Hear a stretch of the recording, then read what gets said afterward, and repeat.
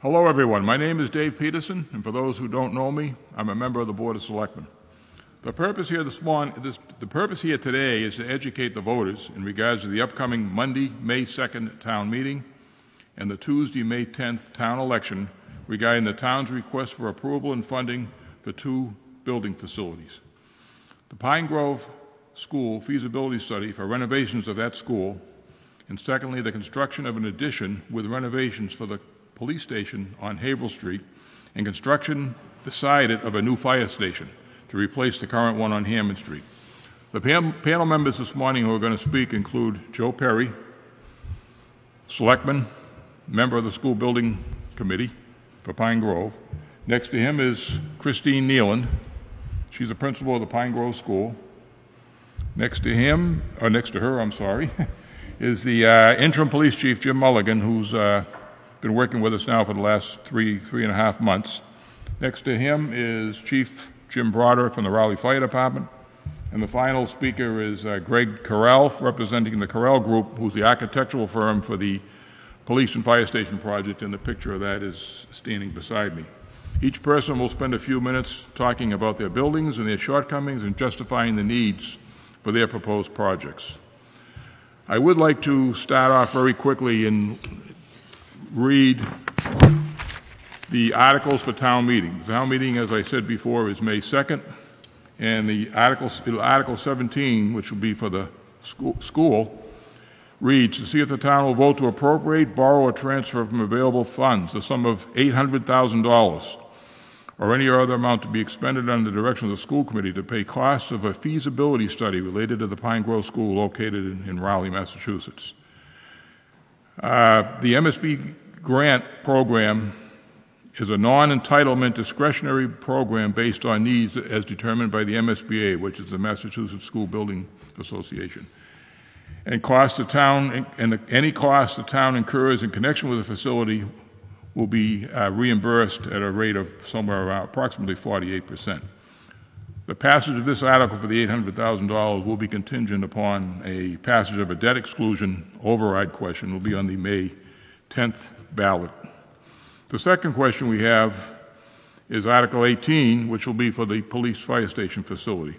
And that article reads, to see if the town will appropriate $11,700,000 to be expended by the Board of Selectmen to pay costs of constructing an addition to the police station and constructing a new fire station, and for the payment of all costs incurred as a result. This article, if it passes the town meeting, will also require a passage of the ballot question number 2 at the annual town meeting. It's a two-step process. To get either one of these or both of these facilities in the pipeline, we need to pass both articles at town meeting as well as the ballot questions. With that said, I'll turn it over to Joe Perry, who will briefly talk about the school building process. Thank you, Dave. The school process started last year. The Triton Regional School District filed with the MSBA, Mass State Building Authority, for a grant to renovate the Pine Grove School. We were one of 91 communities in the state of Massachusetts to file for this grant. The other towns were looking to either build a brand new school or to renovate their school buildings. Of those 91 communities, only 15 were selected by the state, and Raleigh was one of those 15. We were selected, and we will be reimbursed by the state at a rate, as David said, of just over 48%. So that $800,000 request that we're putting on the ballot is the total amount that we hope to spend a little less than, and that the state will reimburse us for 48% or a little under $400,000. It's very important that we take advantage of this state grant. They will not renew it unless we take advantage at this time. If we do complete the feasibility study, then we will actually talk about renovating the Pine Grove School and what that cost will be. And again, the state will reimburse us for 48.47%.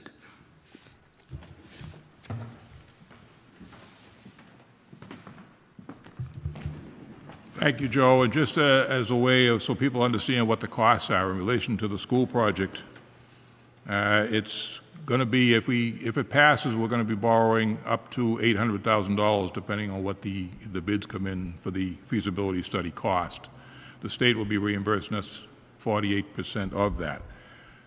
To the taxpayers, it's going to be something maybe $25 or less per year initially, because the treasurer will be doing short-term borrowing, and ultimately, if the project goes forward, all those costs associated with the feasibility study will be rolled into the final loan. So it's a small cost to this project in the beginning, and it will not even come into effect until probably FY18 before other than the short-term borrowing, will not take effect till probably the FY18. So with that, I'll introduce Christine Nealon. She's the principal of the Pine Grove Elementary School, to discuss their building.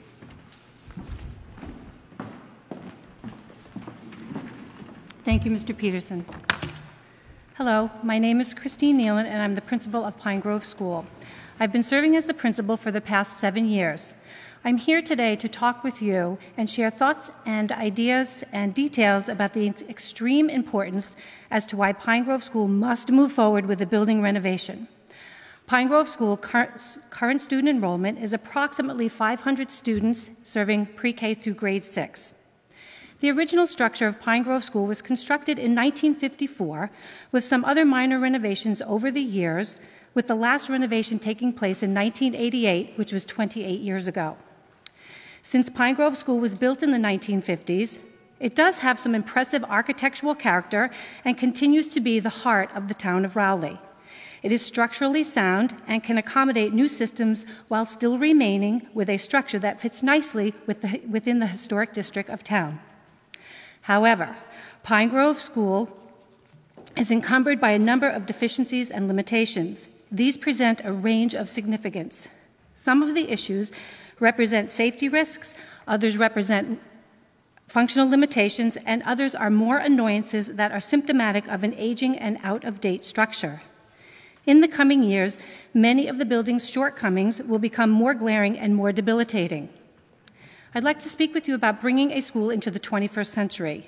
In 21st century schools, changing teaching methods and educational practices require radically different types and sizes of teaching spaces. An example is common spaces where several classes of students can meet at the same time to work together to create large projects or participate in interdisciplinary learning. School classroom and design should accommodate diverse learning needs. Space should be designed in anticipation of evolving learning needs as both populations and the anticipation of the curricular needs change over time.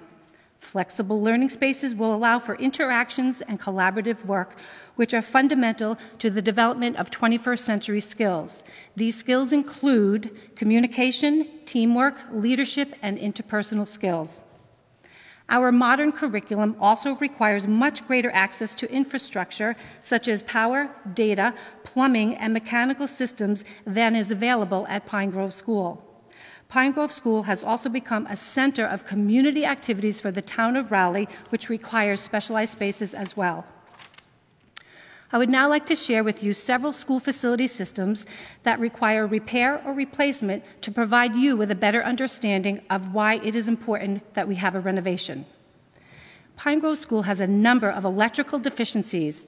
Very little material improvement can be undertaken as branch circuit panels are fully populated, preventing the installation of more circuits to alleviate overloading.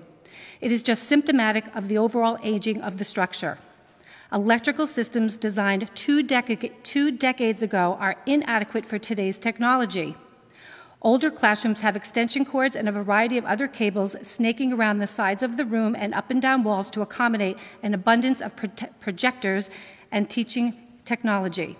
Most teaching spaces today include a computer for the teacher and, in some classrooms, 2 workstations for students, Chromebook carts, smart boards, video projectors, and enhanced sound systems. All of these devices require more power and more cable. The use of wireless technology does eliminate some of the visible wiring, but it does not completely eliminate the significant increase in the electrical needs of a modern school. There is currently no backup source generator, and lighting systems are outdated and insufficient and do not have occupancy sensors to increase efficiencies in usage. Significant sections of the Pine Grove School roof have been breached over the last several years. Several thousand square feet routinely suffer from significant water penetration during periods of active precipitation or when residual precipitation is present. This infiltration leads to obvious deterioration in the building, is harmful to the inside, and disrupts the teachers and students who must contend with various collection buckets and barrels throughout the corridors and, in some cases, the classrooms. The heating plant at Pine Grove School includes 2 boilers. Both are 28 years old, dating back to the 1988 improvements. The boilers have been becoming increasingly unreliable. On a number of occasions each year, the boilers cease functioning overnight. When staff arrive at the school the following morning, temperatures have unsurprisingly plunged, and service calls must be made to the vendor. These repairs typically cost a couple of $1,000s, and since January 2015 to present, 8 service calls have been made.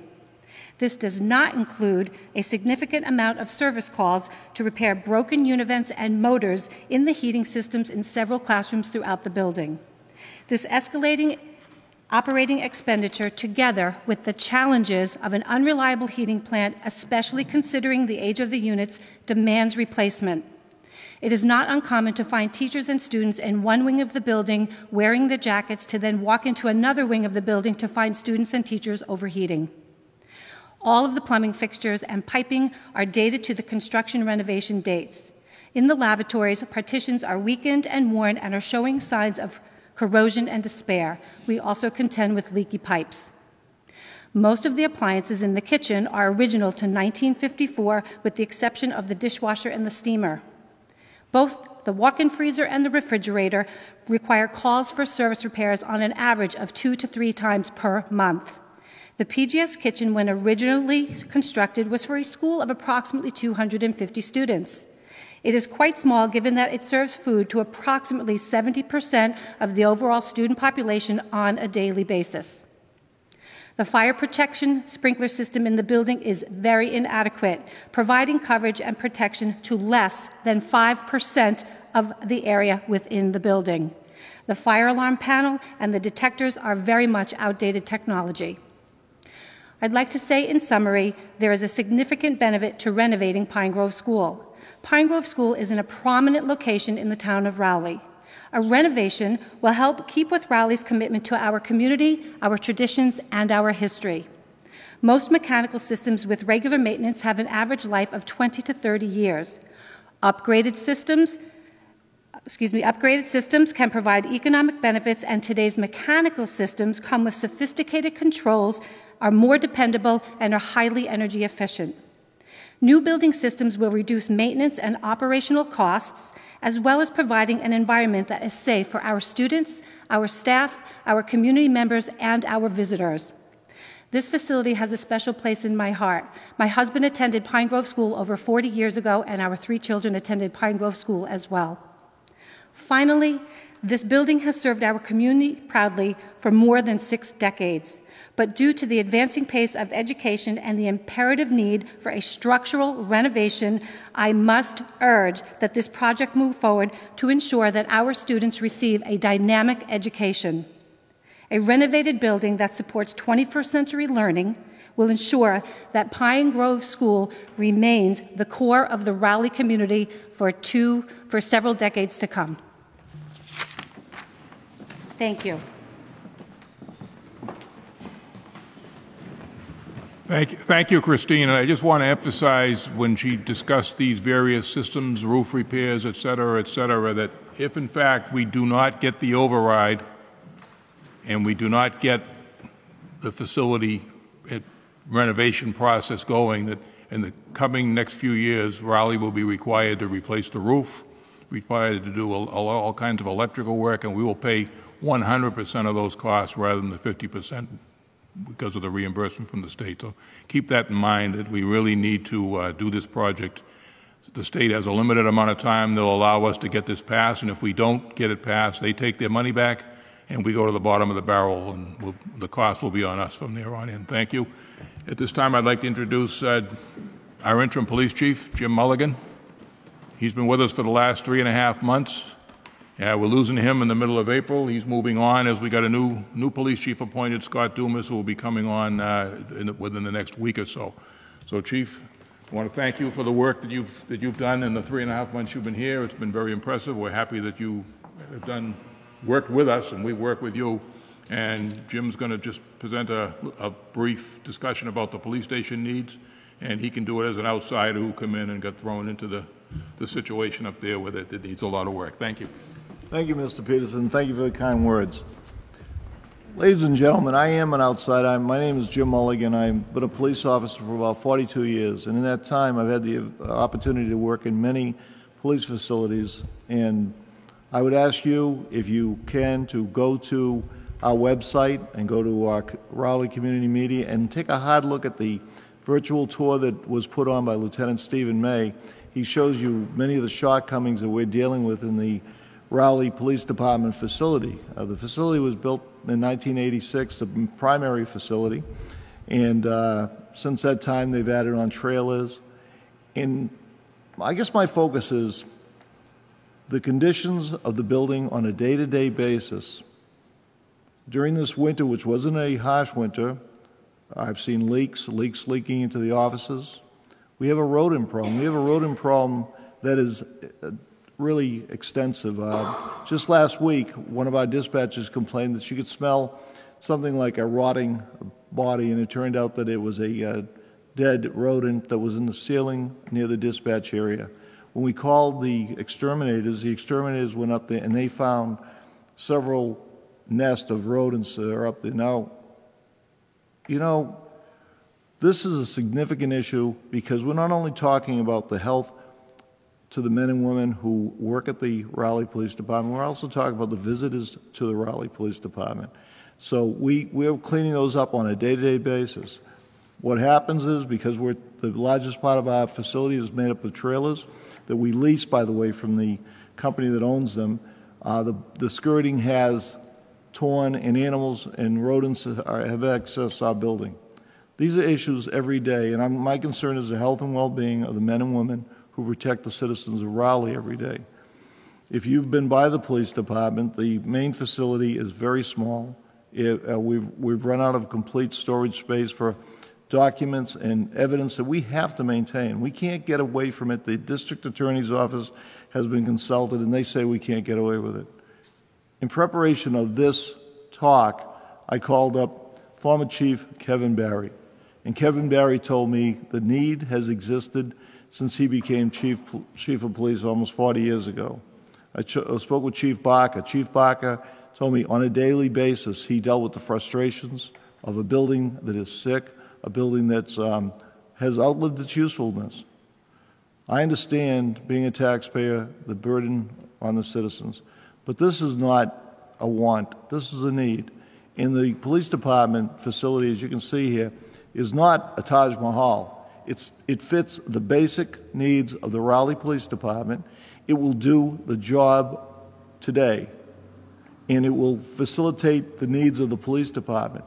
We service this community, we service visitors to this community, and it's important that people who come into that facility, whether they're guests or whether they're incarcerated there, are safe, secure, and sound, and they're not exposed to health risks. It's also just as important that the people who work in that facility every day are not exposed to health risk. Like I said, the best view is the view of the tour that Lieutenant Stephen May put on that tour. That's available on the Raleigh Police Department official webpage. It's also available for you to see on the Raleigh Community Media. I'd urge you to take a visit to the police department, either with me or the incoming chief, Chief Scott Dumas, to take a real hard look at the facility. The need exists. The need is real. I'm asking you to help me and help the town protect the men and women who protect you and your families. Thank you.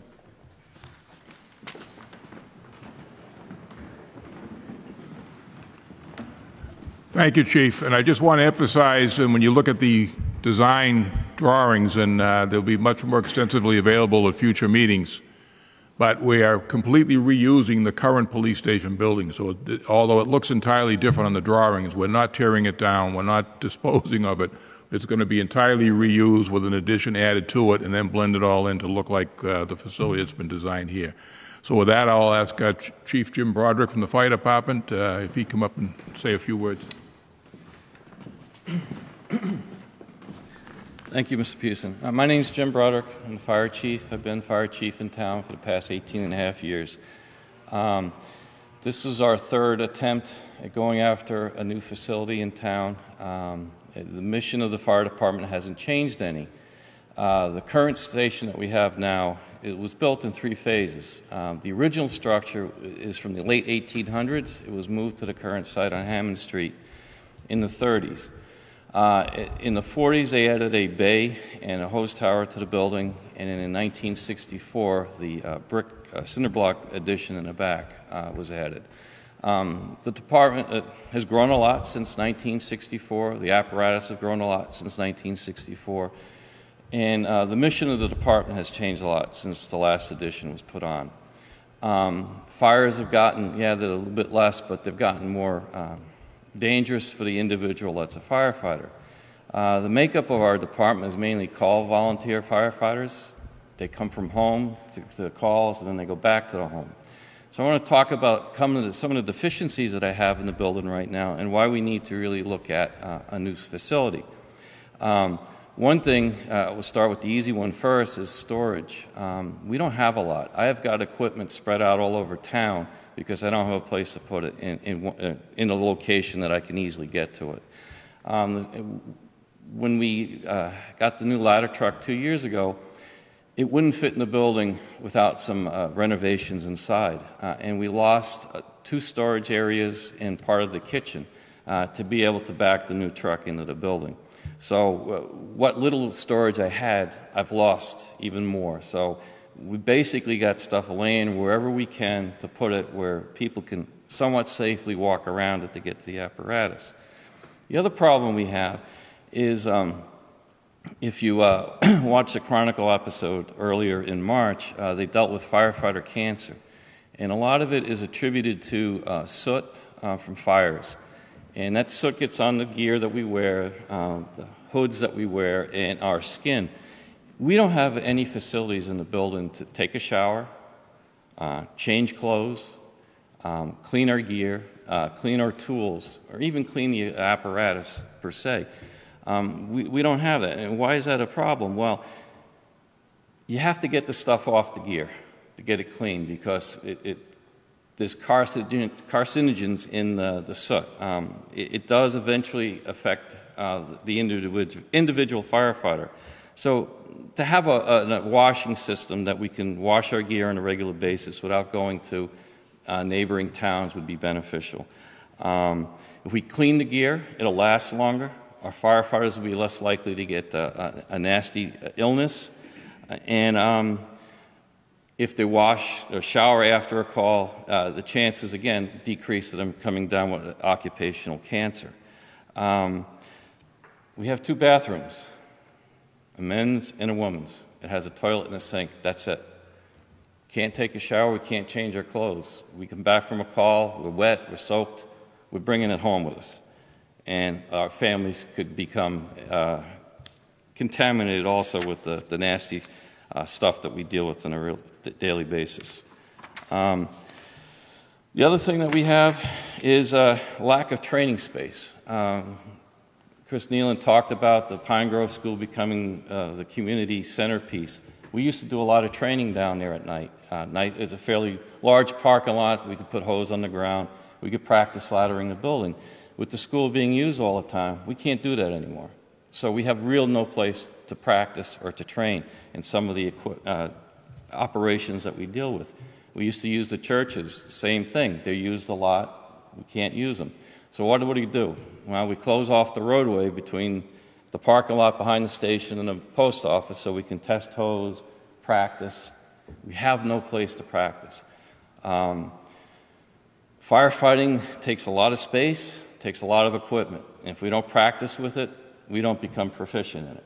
We need a location that will afford us adequate training facility. The new station will give us that opportunity to deal with stuff that we normally don't deal with now. Do routine maintenance on the apparatus. We can't do it in the station it is now. All our trucks, the cabs lift up. We don't have enough room inside to lift them up out inside, so we have to do it outside. And if you've been down to the fire station, there's not a lot of room down there. So it takes up space. We can't wash them. We wash them in the wintertime. Outside, it turns to ice. Becomes a safety issue. So with the new station, it will allow us an opportunity to be able to do maintenance on the trucks inside, and make it safer for the people doing work on the trucks. The other thing that it will give us is room to expand. Right now, we're busting at the seams down there. Our electrical system is inadequate too. We can't add any more circuits to our panels. Our plumbing is inadequate. Again, we can't add a washing machine, a shower facility. One, we don't have a place to put them. Two, the septic system can't handle it. The calls for the fire department have increased quite a bit since I've come to Rowley in 1997. We're not as busy as some places, but every year we increase our calls for service. What we need to do is increased. So we really need a place to get us into the next century, as it were, and to get a nice design here that we can expand into over the next quite a few years, way after I leave. You're more than welcome to come down, take a tour. We're planning on having an open house towards the end of April. If you have any questions, don't hesitate to call me. And thank you for your support.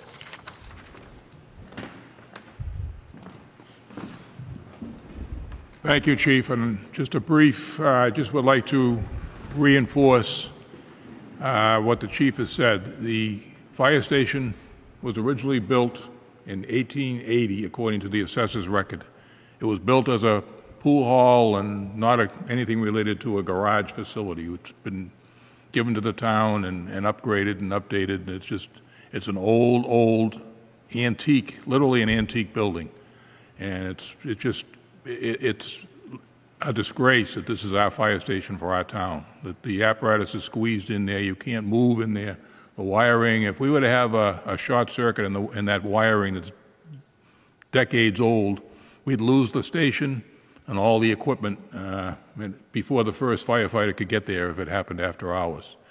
If you watch the video, I encourage everyone to watch the video, especially of the fire department with Chief Broderick and Don Dupre, one of the call firefighters, put together. It's an eye-opening. And one of the things they show is downstairs in the basement, the lally columns about every 3 feet to provide support so the floor doesn't collapse. If we lose a fire engine, the building will be shut down. So this building is desperate, and as the Chief said, this is the third time we've gone for this. We really can't put it off any longer. At some point, there's going to be a disaster down there. One of the firefighters is going to get seriously hurt in the fire station, let alone at the scene of a disaster. So I encourage people to watch those videos. They're available on the town website. They're available on the cable television channels, and they're available to be watched at your leisure. So especially watch the fire department. With that in mind, our last speaker is Greg Corral. He's the designer of he was hired by the Board of Selectmen last year to design the police and fire station facility. He's going to give you a brief rundown of what he's found and what he's done, and he will be the last speaker. Thank you, Mr. Peterson. I'm Greg Corral, president of the Corral Group Architects, and we were given a mission to deal with the public safety needs for the town of Rowley. The mission involved basically three things. Address the functional needs of the departments, provide buildings and facilities that answered the needs of fire and police. Buildings that were economical to build and operate, and finally buildings that fit the character of the town. Functionality, I think you've heard from from Chief Mulligan and Chief Broderick what the problems are, and the design that we have developed with them addresses those needs. Specifically, with the police department, we provided administration and office space. We provided space for patrol functions and the detectives department. We have provided training space.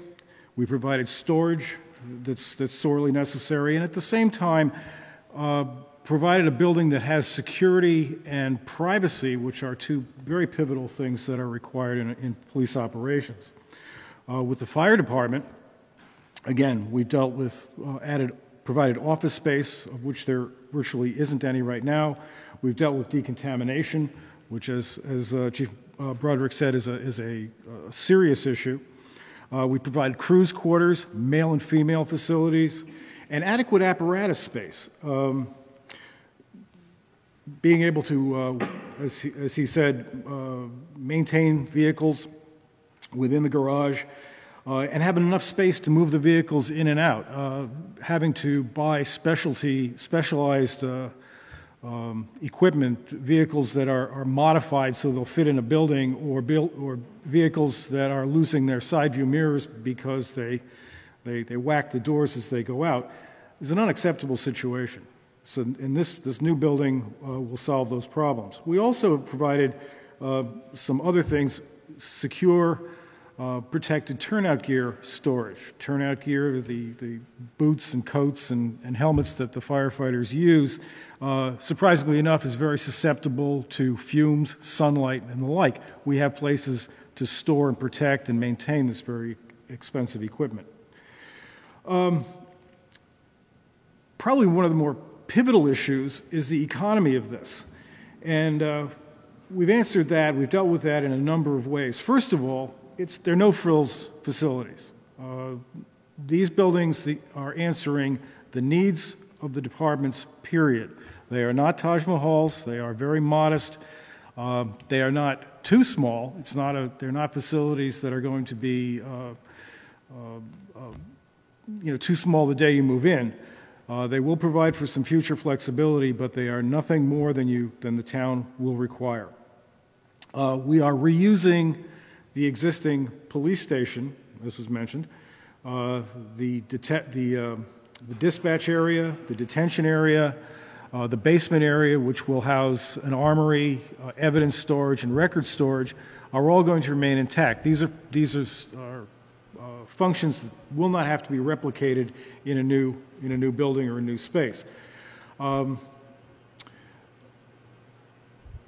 of the other things is both of these buildings will stay in operation during construction. Certainly, the fire station will stay in operation in the center of town as a new building is constructed on the site next to the police station. So when that building is finished, the fire department will move in one piece. Likewise, with the police station, the existing temporary buildings that are there will remain, and the addition to the police station that we're proposing will happen on the other side of the building. When that is complete, those temporary buildings will be torn down, and the new part of the building will be occupied. This is important because if you have to provide temporary quarters during construction, the cost will increase dramatically. And finally, we're looking at building these buildings at the same time. If one follows the other, the construction period is going to extend dramatically. And anytime construction schedule is extended, it costs money. It costs money in overhead, it costs money in supervision, and it's just more money that a contractor will be seeking. So this is a much more efficient way of doing it. The bottom line will be lower. And finally, fitting the character of the town of Rowley. It's a traditional New England building, both of them. They are designed to be compatible with one another. And I think they're buildings that we hope and feel that the town will be proud to have.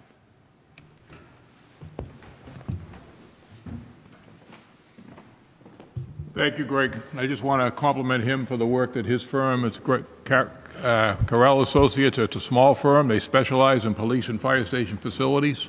They've been super to work with, cooperating with the Board of Selectmen, the police chief, the fire chief. They've been just fantastic, and we emphasize with them the need to make an attractive building. And I think if you look at this building, I think these two buildings will fit very well in the neighborhood up where the current police station is.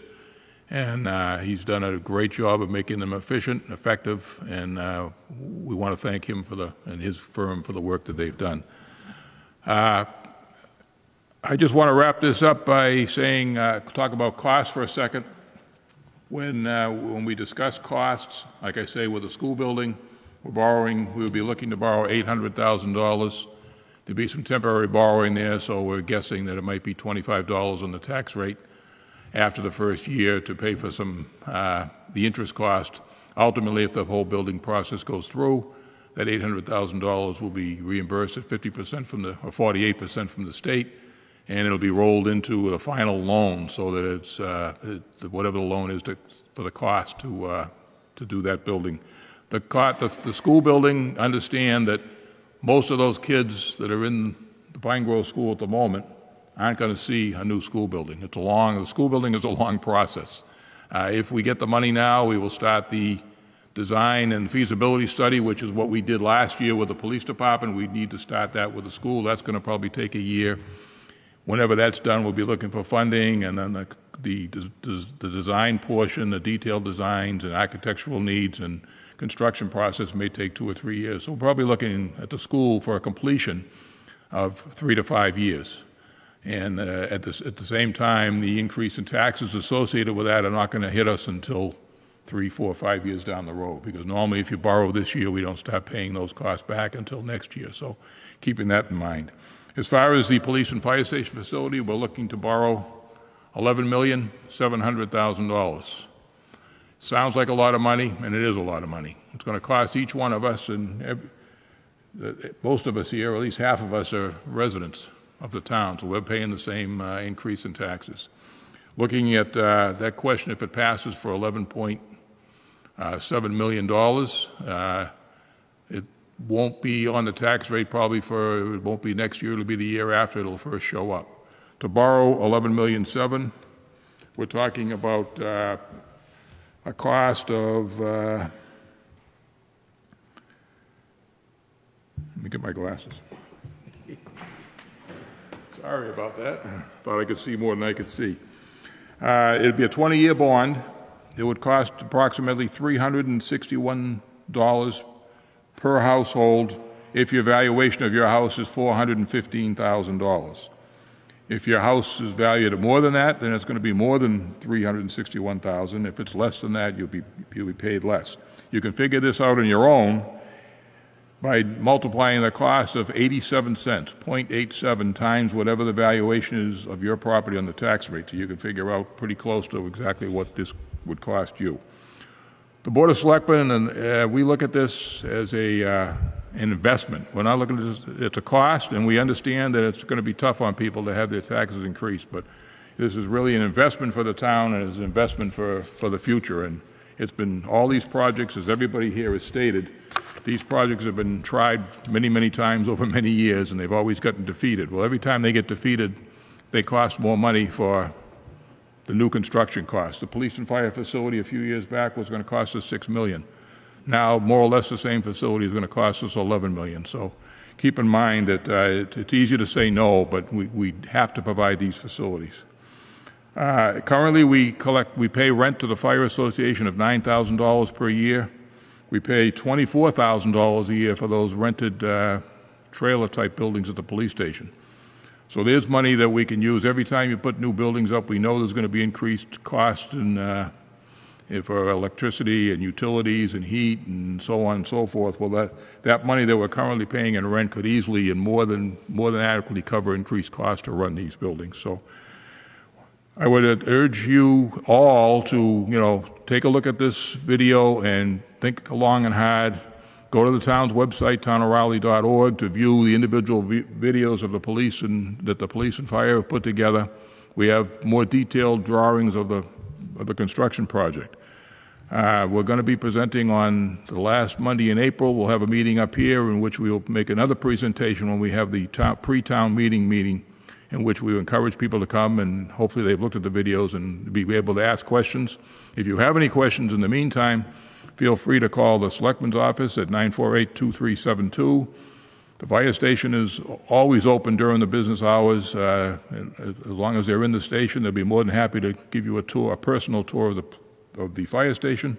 Police station obviously has security concerns, so if you would like to take a look at that, give them a call, and I'm sure they'll make arrangements for you to view it. So, based on that, we don't come here very often looking for this kind of money. The buildings we're dealing with, like I say, very briefly, the school was built originally in 1954, renovated in 1988 to 1990. The police station was built in 1985. So with the trailers added in later on, so that we're dealing with old buildings. The fire station speaks for itself. 1880 it was constructed, and it's totally inadequate and a disaster waiting to happen. So I thank you for watching. I would encourage you to attend the May 2nd town meeting and also vote at the May 10th town election. So I thank you once again for watching. I thank all the panelists who took the time to be here. And I hope that we've given you enough information to seriously consider voting to vote for these projects. Thank you very much.